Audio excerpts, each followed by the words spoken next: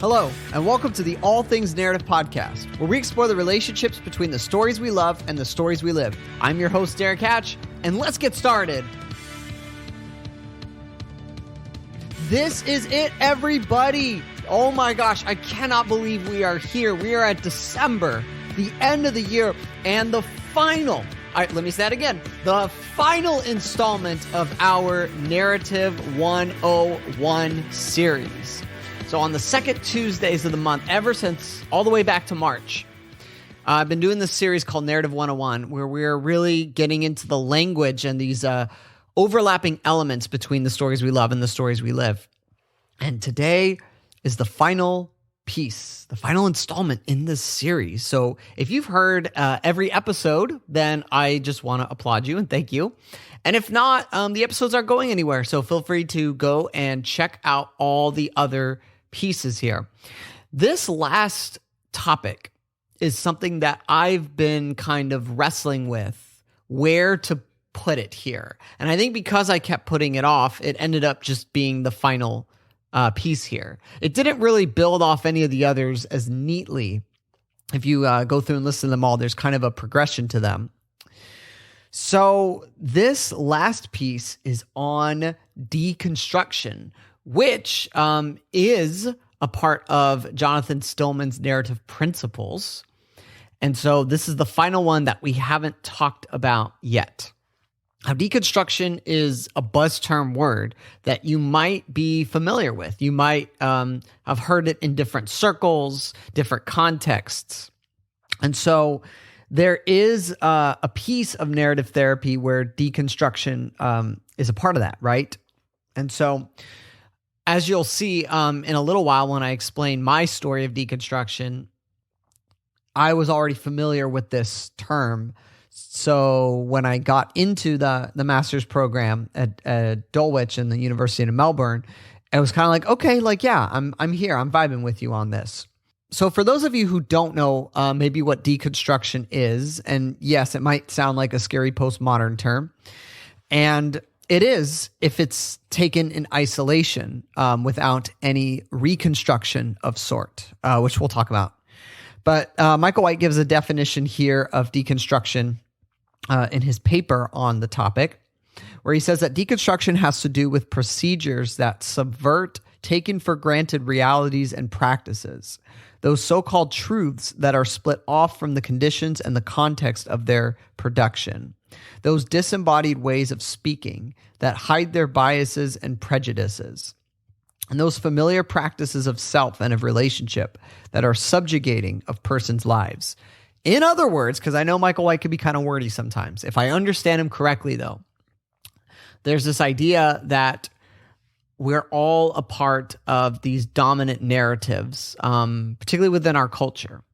And we just kind of are taken for granted our roles and our acceptance of these narratives. And these could be in institutions, it could be in cultures, it could be in families, it could be whatever. We don't realize that these things are having an effect on us. And there's ways of being in the world where, and I like to call it cognitive dissonance, where maybe we're holding a certain set of narratives over here, but we're fighting out of or for another set of narratives here. And there's something inside of us. There's something in us that just knows that we're off, that we don't have this sense of clarity that we're hoping for. And we are well aware that maybe there's even a contradiction of narratives that we're finding ourselves living in. And so deconstruction is kind of the journey of where we're going to kind of take these apart piece by piece. And we're going to really look at them. And we're going to really try to better understand them, better trace them back to their context, figure out how we came to believe them and why we believe them and if we still hold to them or not. Now, Unfortunately, what I think tends to happen with deconstruction much of the time is we tend to pull all these pieces out, right? So like imagine you're playing Jenga, and with Jenga, the idea of this is that you're going to take, one of the blocks, one of the pieces out, right? And if you take out enough of those pieces, eventually the whole thing will fall down, right? And I think that's true of deconstruction as well, is if we take out all these pieces in and of themselves and don't do anything, then the whole thing will fall apart, which is why in Jenga, what you're trying to do is take the pieces and you're trying to repurpose them. You're trying to move them to a different place. You're trying to stack them in some way. So that way, what you're building can actually, although the pieces may not be quote unquote like how they used to be, they are building into something new. And that's why I think deconstruction always needs to be paired with reconstruction, that as we're taking things apart, we also need to be putting them back together, rebuilding off a foundation for our lives. And so it's this process of deconstructing and reconstructing, kind of going hand in hand together.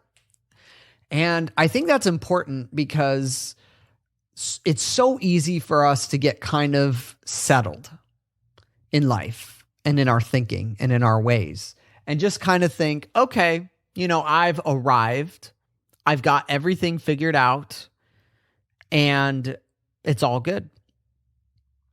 But as I've shared on here before, these different narratives, these different pieces, they are influencing our lives. And if you're not aware of what they are and how they came here and what influence they're having on you, then in my opinion, that's something to really be cautious about. Especially in this age right now where I argue that we are being influenced in so many ways that we are not conscious of. Through advertising, through the media, just through a variety of different ways.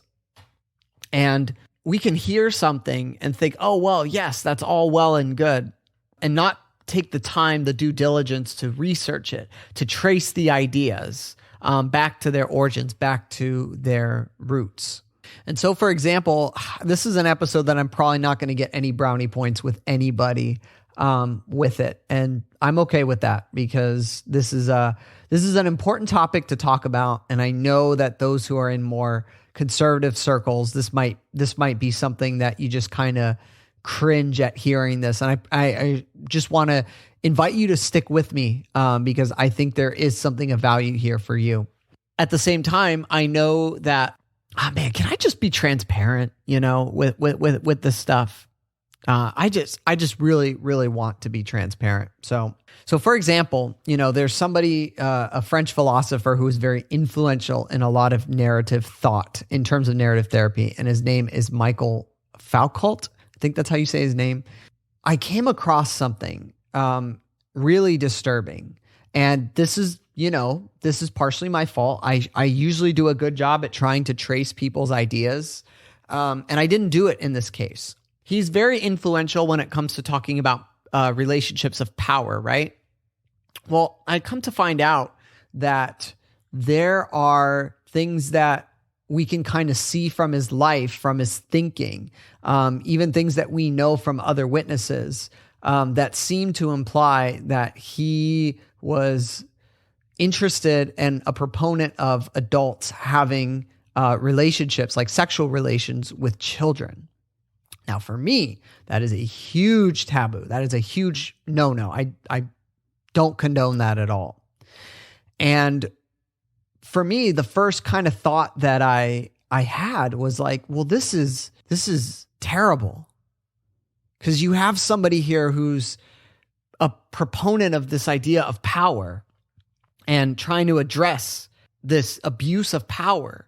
But I think for me, in my convictions, that relationship, which is a very ancient idea, unfortunately, that goes back to ancient civilizations, it is this idea of power and dominance in terms of an adult over a child. And I think it's disgusting And when I found out that, this person held to this view, first of all, I was like, man, this is just a weird cognitive dissonance. I don't know what you want to call it, but it made me call into question like a lot of things, like, okay, like if this kind of thinking is a part of these theories and these ideas, then do I truly understand these ideas in all their fullness? And I think that these kind of things can send shockwaves down to people when we start to realize things. So, I know this happens a lot when we get older and we learn more about our country. And I'm talking about in America, but it could be any country that you're living in. And you start to learn that there's a darker side to your history.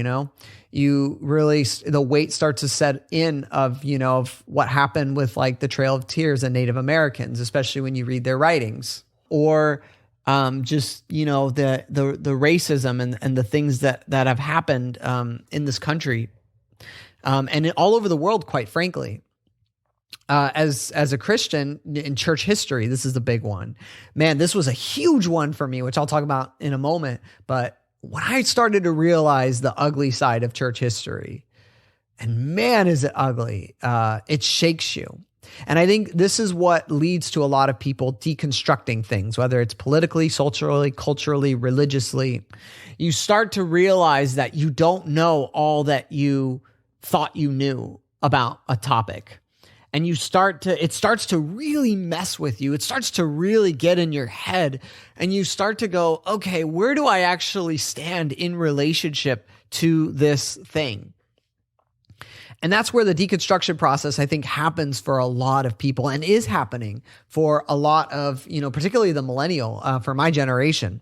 I do think that there is value in doing this, in that it can cause you to really think and do your research and better understand what you believe and why, which I'm a huge proponent of. This is what I try to do. And, when I do like the web of identity, which I've talked about on here before, when I do that, there is an element of that deconstruction that's going on there, because we're trying to look at, okay, who are the people, the institutions that have really shaped my life, and what sort of ideas and beliefs about myself, about the world, about others have I really inherited from that? And have I really thought through whether I truly believe in those things or not? But then also being able to reconstruct as well, and being able to lean in to the things, to the influences and the parts of our story that we're proud of, that we stand for, and being able to go deeper into those things as well. So we're not just trying to tear down, but we're trying to build up as well. So I think the best way to kind of talk about this is to be transparent about my journey with deconstruction. And I'm going to use it in particular when it comes to my faith. And I think it's a story that many people are finding themselves in right now. And I want to just kind of speak to you about my experiences. And again, these are my experiences. This is my story. And I know that your experiences and your story might be different. And so, I just want to preface that in being able to share this here. So my history with Christianity is that I wasn't raised or born a Christian. I didn't come to a knowledge or understanding of Christianity till I was about 14 years old. And for the first couple years that I was a Christian, I would call myself a cardinal Christian deist. So I just kind of did whatever I wanted. I had some, quote unquote, like fire insurance, like get me out of hell, want to go to heaven one day, that idea. But God is very distant and not really involved in my life. So that was kind of the perspective I had. Then 16, there was a series of circumstances. I was an all-in, like born-again, evangelical Christian. Think like Billy Graham. Think like that whole subculture there. And just super all-in and very gung-ho, evangelistic about my faith. And, towards the end of high school and in my college years, I moved into like a more reformed Christian background. So really leaning heavily on the tradition of the Reformation and the more like neo-Calvinist movement that's very prominent today. And then that continued until probably about 2014. And that was kind of when my first stage of deconstruction began, when I moved out here to Florida, and I found myself not really having what I had before in terms of ministry and church community, and really realizing how much my faith was dependent on what I was doing. And so I had a lot more time to think and to really, my early Christian years was just a lot of like reading books, absorbing information, being like, yes, this person's on my team, so I'm with you and I believe you. So it was like a constantly like, okay, I need to change my beliefs based on this prominent thinker or writer, because clearly they know more than I do. And so I just, agreeing with them because they're a part of the club too. And once I started to really listen to other voices, even within Christianity, even people like C.S. Lewis, who just had different perspectives on things than what I was hearing, and just kind of going like, yeah, this whole Christianity thing is a lot more complicated. There's a lot more diversity in these ideas, even though there's been, some consistencies throughout church history. Man, there's a lot of different thought that's gone through.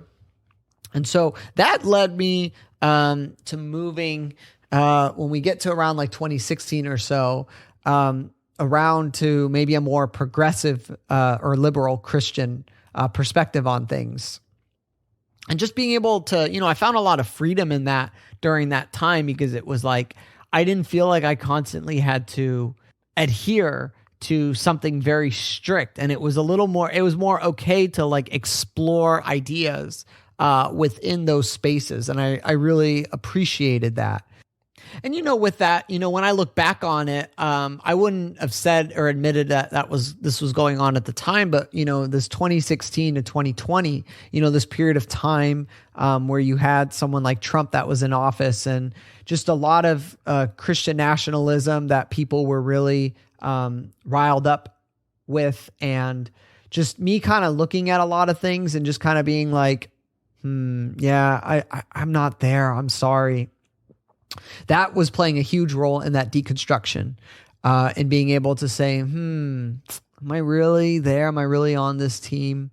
And I kind of moved away from the progressive Christian space and became more moderate when we get to about 2018, 2019, and just kind of finding these people who could pull the best of both sides and trying to create some sort of synthesis there. And then I got to 2020, and 2020 really shook me to the core in a lot of ways. And I'm sure it did for many of you out there as well. With the pandemic, with the increasing, the racial hostilities that were going on, the election, my goodness, it was a packed year for sure. And it was shortly before that time that I realized I had learned, and I know it's going to sound weird, but I had learned there was an extent of my family's, from my dad's side, going back to Jewish roots, and me kind of realizing, oh shoot, what have I lost? And I kind of known this for a couple years, but I was really starting to grasp the weight of it, and really trying to learn more about this piece of my life that I felt like I never really got to experience. And there was just so much that I was wrestling through during this period that I actually started to wonder if I was even a Christian at all. Again, especially looking at like this idea of, maybe what does it mean to be a Christian? And I'm like, okay, is that label, is that identity, is that something that I still really hold to? And maybe thinking, things like, okay, maybe this thing that I believe in, like, do I just only believe in it or like it because it's a part of, Christianity? And I've kind of gone like, okay, well, if it's Christian, then I need to incorporate it. I need to believe in it. I need to support it.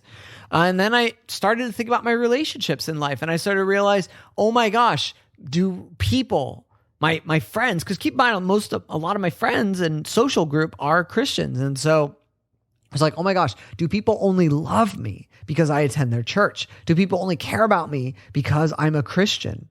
And that really got to me. It really got in my head, as I really started to wonder if it was my Christian identity, if that was the only thing that was making me have the things and the life that I was having. And, again, going back to reading, it's like I was like, okay, am I reading this book because I want some sense of confirmation bias, because I want to be told that what I already believe is true? Or am I really after the truth? Am I really ready to challenge myself in some way and really understand the other side? And that's one thing about my deconstruction, is it definitely made me a more empathetic person. In trying to, and I think a lot of people don't do this with deconstruction, I really wanted to see all sides of an issue. And it made me very compassionate about people who feel and think differently than I do, because I could start to say, okay, I understand how you got here now. I may not agree with you, but I understand how you came to this perspective in your life. Add to all that the idea of being a quote unquote professional Christian, which is where you're essentially in a job role where you're paid money to continue to teach your beliefs in a certain way and to basically be a model Christian for people. And that was really weighing on me as well, because there's this certain sense of like, okay, my job depends on my identity. It depends on a certain expression of my identity in a certain way. And that's why I was so scared to talk to a lot of people about how I was really feeling and what I was processing through. Because I'm like, man, my job, my career in ministry could be on the line. And I think a lot of people might feel that and connect with that as well. So I started to wonder after all this, like, okay, am I really maybe just like a humanist? Am I really just someone who really is just a champion of these values? And is this whole God thing, have I made it up? And I really started to wonder if I have just deluded myself into believing in God. And so one of the things that I did, and I highly recommend people do this, is I wanted to write down what I actually believed, not trying to like appease anybody or trying to give it to somebody to try to show off what I know and what I believe, but something just for me to actually write down, what do I actually believe about things? And as I did that over a period of time, adding to it, I started to realize, oh, I actually think I still might be a Christian of some sort. Now, there was a tradition in church history called Christian humanism that came at the dawn of the Renaissance. Actually predates the Reformation. And as I learned about that tradition, there was a lot of things I was resonating with, because I did feel a deep connection with humanism, and I didn't even know there was such a thing as Christian humanism. And it's not just some postmodern, smashing together of terms. It really was something that actually existed. And I started to research it, and it was this idea of Christian humanism, it was a label that was very necessary for me in that time period, because I realized there was enough things that I was holding to that were still Christian. But I didn't think that was complete, because when you say the word Christian, there's certain ideas that people have of what that means, right? And especially, again, with things that were going on culturally and in politics, I was kind of like, yeah, I'm not quite there where I want to just say I'm a Christian and have certain assumptions made about me. So this idea of Christian humanism was really trying to kind of take control of my narrative, so to speak. And it was profound, because it was just like, I didn't have a place where I could really be open about these things and what I was thinking through. I mean, like I would have days where I would teach students the Bible and I would just go in my office, close the door, and I would just start crying because I'm just like, I don't know where I actually stand on this. And I don't know who I could talk to about it. And I talked to my wife. I did end up talking to my wife about it. She was so supportive. And my former youth pastor, all the way back from high school, that I still was connected with. And he turns out he was going through his own deconstruction as well and was therefore super helpful to talk through with this. But then something happened where I used to do a podcast called Life in the Gray with one of my dear friends, Luther. And Luther and I had not really talked about this. And I really wanted him to be one of the first people that I kind of shared this journey with. But, I'm kind of a theatrical person. This can get me into trouble sometimes, as you'll see, because I was like, why don't we have this conversation on the podcast and then release it? And it'll probably be our best episode yet. And it is, I think, the best in terms of its performance episode that we had ever done, because we called it, Am I Still a Christian? And it blew up. It got a lot of attention. People were very supportive and saying, wow, thank you for sharing your journey and being transparent. But I got a lot of other attention as well from my social circles. And here's the thing. I was expecting the worst. I was like, oh my gosh, I might get fired. I might no longer get to teach as part of this church, and I might lose friends and all that stuff. And this is interesting. This is an interesting thing as well, because I had all these assumptions about people that I thought I knew how they were going to react to this. And 80 to 90% of my assumptions were wrong. People were so kind and caring and compassionate, even though the majority of them did not at all agree with what I was saying. The way they had reached out and just wanted to connect and wanted to better listen to my heart and hear how I'd come to this journey. And it was so moving. So moving. I really thought it was going to go in a different direction. And there's many of you out there that I'm sorry, because it probably has gone a different direction. And maybe you did lose relationships and friendships and family. Maybe you did get fired. Maybe you lost something very valuable, a community that you belong to. And I'm so sorry. I really am. Because I got a taste of something so beautiful, and this definitely gets into the DNA of all things narrative, because I don't want anybody to have to feel isolated, that they can't talk to anybody, and that if they do, they're going to lose it all. There is a reality that there are going to be people, because not everybody that I shared this with was, there was some pushback, and there was some really hard stuff that happened.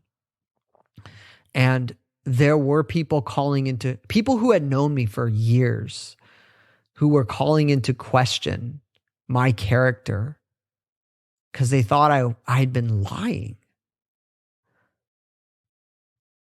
And they didn't see the complexity of what was going on. And there were some very hurtful things that I had heard. So I don't want to act like it was all good, because it was tough. And I'd have some really hard conversations with people. And I had to tell certain people who I really cared about, I felt like I couldn't tell you this because I thought that you wouldn't love me, you wouldn't accept me if this was my journey and my story. With Richie, he was one of those people that I didn't really tell these things to, despite being, working with him in ministry and being a part of his teaching team. Now, he always knew I was a little different and a little more of that challenger in my thinking, but he didn't know the extent of it. And I really felt like I was not a good friend in telling him. He didn't make me feel that way at all. But I started to feel it, and I started to realize that I wasn't letting people in. So how can I expect people to let me into their lives when I'm not letting people in? And the way he walked with me and journeyed with me through all this, it was so beautiful. It's amazing that I still got to teach and to have influence in this community. And I think part of that might be because by the time a lot of this stuff had come out, there was a lot of things that I was already reconstructing, and I was starting to be vocal about what I was reconstructing. And there were certain thinkers that were really helpful in this reconstruction. And I started to realize, like Luther was getting into the Eastern Orthodox tradition, which he's still a part of. And that tradition has been very helpful in reconstructing my faith, and thinkers like Jonathan Pageau, and even people like Jordan Peterson, who helped me kind of like go, okay, there's more to the Bible than just this kind of narrow, dogmatic, literal view of everything. And there was a capital T truth, so to speak, in how I was starting to understand these stories that was so deep and moving to my being, to my soul, that I realized, I still do believe these stories and what they mean and what they stand for. And I do want these things in my life. I just got so hung up on the thinking, the theology, the doctrine, the kind of things that can trip you up, and the intellectualizing of it all. So yeah, and there were people, and there were just lots of people who just wanted to just kind of be a part of this deconstruction, reconstruction. And mostly it was on the reconstruction end. I think I had done, by the time all this had come out, which was in like mid 2021, I was kind of tired of tearing everything down. I was really hungry to rebuild. And what's so funny about what happened is there's certain beliefs that I've actually come full circle back to. But instead of just taking them at face value, I actually have done the hard work to kind of say, okay, I know why I stand on this idea now. And yeah, it's funny because I've started to realize how much of my thinking had been influenced by culture and media, and even just people, whether it's just, I look up to this person and they're saying this, so I'm going to agree with them. Or, I really don't like this person and what they're doing. And, this is the identity they say they are. This is what the group they affiliate themselves with. Okay, I'm not there.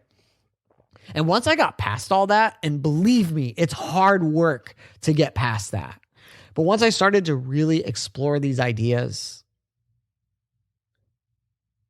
and apply them to my life directly, then I started to really have something. I really started to see what I believe in. So you might be wondering, well, where do you stand on faith and all that stuff right now? Well, if you've listened to this podcast, I've definitely talked about God and mentioned the Bible and stuff. So I definitely identify myself within the Christian tradition. There's people who use that term, and there's ways that is used that I don't agree with in terms of what Christianity can stand for. In terms of Christianity, the system of beliefs, right? But at the core of it, when we talk about Jesus, we talk about who he is, and I think the essential of Christianity is really, believing that God through his Spirit can change us into the image of Christ, that we can become more like Jesus, the kingdom of God, like right here on earth, right? And being called into something greater than yourself. That still resonated with me even through all this. And that journey, and being a part of a community of people that are like, yeah, we're all on this journey too. We want this. To be with people who are like, yeah, let's grow. Let's push each other to be better. And having Jesus as kind of that standard that we're all striving to be like. knowing we're not alone, knowing that there is something divine with the Spirit of God actually moving us and helping us to become like that. I mean, it's beautiful. At least for me, it's incredibly beautiful. And knowing that we don't have to do that alone. And creating spaces for people who are deconstructing and trying to figure out where they stand on their faith and their beliefs and trying to make sense of their experiences. I've also had a lot of experiences that have kind of really helped keep my faith going. And the more I think about those experiences and me trying to deconstruct and analyze them, just looking at them all together, it was very hard for me to see it as anything else other than what we call God actually moving and doing something in my life and being in tune with the spiritual and wanting that for my life. So yeah, I mean, if it isn't obvious, I'm still part of a church, All Things Narrative. We actually, so one of the things I actually do is I work with my church, and I actually am establishing the youth group there with all this narrative stuff that we're doing, and really helping them to understand the narrative of the Bible, because that's a whole other conversation I could have about how I just think a lot of people don't understand the Bible. And I think that's where a lot of the deconstruction could kind of happen and come from. And realizing that there is lots of tradition and lots of thought that's gone into how we understand the Bible, and trying to break out of our kind of 21st century American Western, that kind of way of seeing the Bible and seeing God and seeing faith, and looking at it from a more global historical perspective has been incredibly helpful.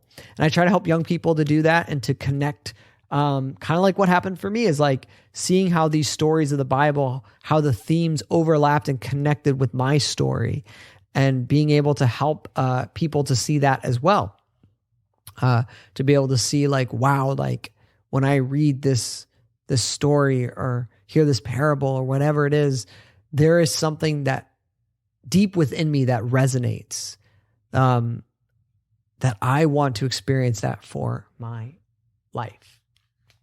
Yeah, and still being able to teach and be a part of this community as well, trying to provide context to people, because I do think that we have a huge lack of context. And I think, that's one of the things that I appreciate about deconstruction is if you do it a certain way, you're going to want to better understand the context of everything.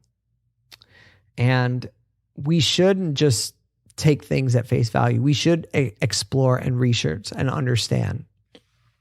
And, and this works on all sides too. I think it's on all sides, whether you're on the left or on the right, whether you're liberal or conservative. I think there's narratives that both sides perpetuate that I just want to encourage you to really dive deeper and to really question if that narrative is true. And for you to really explore and examine and research it. And don't just take someone at face value and just say, because people say a lot of stupid things. I say stupid things. We say things that, we might change our perspective on later. But we're so influenced, and we need to be aware of how influenced we are. And it's funny because I'm sorry if you don't like this, but I actually started to realize that I was a lot more conservative a person than I thought I was. Especially with my ideas about government, because I believe in a more limited government and government that's more local rather than government that's bigger and has more control over our lives. So it's like I started to realize like, oh wait, this is actually what I think. And I think I'm just mad at people who believe in this thing too. And, there were even certain things within Christianity that were like that as well, as I was like, oh yeah, I really do believe in the narrative of the gospel. I just get mad that so many people use and abuse that narrative for money and profit and hypocrisy and all that stuff. Yeah, because it could be really hard to separate ideas from people and people from ideas. And yeah, that's why, again, like, taking the time to do this is so helpful. And it was so clear to me that this is what I was doing. I was just mad. I was mad at people. I was just so frustrated. And then so much so that I was actually willing to change my ideas to align more with people who I thought were more like me and more reasonable, which is incredibly, I understand now how I got there, but there's something about it too that was just like, man, it's easy to slip into that. I'm kind of starting to rant a little bit here. So I'm going to kind of start to wind this down. And I just want to close with this. It's another Michael White quote where he says, just as with texts in reference to life as lived, the stories that persons live by are full of gaps and inconsistencies. And as well, these stories constantly run up against contradictions. It is the resolution of these gaps, inconsistencies, and contradictions that contributes to a certain indeterminacy of life. It is these gaps, inconsistencies, and contradictions that provoke persons to engage actively in the performance of unique meaning, or as Bruner would have it, in meaning making. So I believe that, based on this quote, that when we recognize that our narratives are filled with these contradictions and inconsistencies, and we start to realize that, and we press in, there is a form of meaning making, finding meaning that we're doing. Because we're trying to make sense of our lives, and we're trying to say, what does it all mean? What does it mean for me to live a meaningful story? And so if you are in that state where you're recognizing these things, I know people might say that there's something wrong with you, or they might judge you for it. But this could actually be the pathway towards you finding a greater level and depth of meaning in your life. Because if you do go into this and you really take the time to reconstruct as well, then I do believe that you will come out a stronger person and a stronger protagonist, a more active protagonist in your own story. Because you're not just going to be like shaped by every wind of thought that comes through. You're not just going to accept everything at face value. You're going to take the time to understand what you believe and why, and you're going to be able to stand for something. And I think that's what we need, is we need people who are willing to stand for something bigger than just you. If these narrative 101s have been helpful for you, then I want to encourage you to consider what we offer with All Things Narrative. In the new year, I'm going to really be offering these, Live a Meaningful Story, the coaching program, and offering workshops and different things virtually. So if you're out there and you're not in the South Florida area and you're like, man, when is it my time? When do I get to really connect with Derrick and these ideas? And I just want to tell you that it's almost here. And so just stay up to date with All Things Narrative. You can go on our website, and we have a mailing list, and that's really where I'm going to try to keep people up to date between social media. So if you're not already following us on there, definitely please do so. Website, email list. And I just definitely want to be able to offer this to wherever you are at. And maybe you do need a bit of deconstruction, but you don't want to do it alone. All Things Narrative would love to journey with you, but just let me preface and let you know that if we are going to deconstruct together, it is my hope and encouragement that we will also reconstruct together. And that is exactly what I will challenge you to do. Because if we just tear everything down, and what are we left to stand on? We're standing on ashes and rubble and brokenness. But deep down, I think we're longing to be made whole. And that's what I want to help you do in terms of narrative and story. So thank you so much for being here. The All Things Narrative podcast. Next week, I'll be back with the guys for our final episode of the year before we go on a little break for the holidays. So thank you again. Check us out at allthingsnarrative.com. And please know that if you are deconstructing whatever it is. Doesn't have to just be faith. Know that you are not alone, that there are people out there that care about you and that will support you through that. And All Things Derrick is more than happy to help with that. So thank you so much. And until next time, take care.